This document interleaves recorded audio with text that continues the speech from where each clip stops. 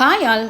இன்றைக்கி ஒரு ஹெல்த்தியான கேரட் பொரியல் தான் எப்படி செய்யணும்னு பார்க்க போகிறோம். இது ரொம்ப ரொம்ப சிம்பிளாக ஈஸியாக செஞ்சிடலாம். அதுக்கு முதல்ல கேரட்டை வந்து இந்த மாதிரி துருவி வச்சுக்கோங்க. அதுக்கான பிளேட்டை வச்சு இப்போ வந்து அது மூழ்கிற அளவு தண்ணி ஊற்றி அதுக்கு தேவையான அளவு உப்பு போட்டு நல்லா வேக வச்சுருங்க.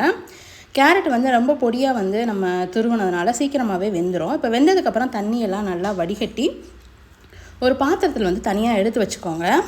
அது ஈஸியாக வந்து நம்ம பொரியல் பண்ணிடலாம். இப்போ கடாய் வச்சு ஒரு பெரிய குழிக்கண்டி அளவு வந்து எண்ணெய் ஊற்றிட்டு கடுகு உளுத்தம்பருப்பு, காஞ்ச மிளகா, வெங்காயம், கருவேப்பிலை எல்லாம் போட்டு தாளித்து கொஞ்சம் வதக்கிடுங்க. பொன்னிறமாலாம் ஆக தேவையில்லை. இப்போ வந்து நம்ம வடிகட்டி வச்சுருக்க கேரட் துருவலை போட்டு நல்லா வந்து எல்லாத்தோடையும் ஒன்றா கலந்துருங்க. ஏற்கனவே நம்ம சிறுபருப்பை வந்து நான் ஒரு 75% வந்து வேக வச்சு எடுத்து வச்சுருக்கேன். ரொம்ப குழைய வேக வச்சிடாதீங்க. இது கூட தேங்காய் துருவலும் போட்டு நல்லா வந்து கலந்துருங்க. பருப்பை வந்து நல்லா குழைய வச்சிட்டிங்கன்னா அது வந்து கூட்டு மாதிரி ஆயிரும். இந்த மாதிரி பண்ணி கொடுங்க. கேரட் சாப்பிடாதவங்க கூட சாப்பிடுவாங்க. இது ரொம்ப ரொம்ப நல்லது. இது மாதிரி ஒரு தடவை ட்ரை பண்ணி பாருங்கள். செஞ்சு பார்த்துட்டு கமெண்டில் சொல்லுங்கள்.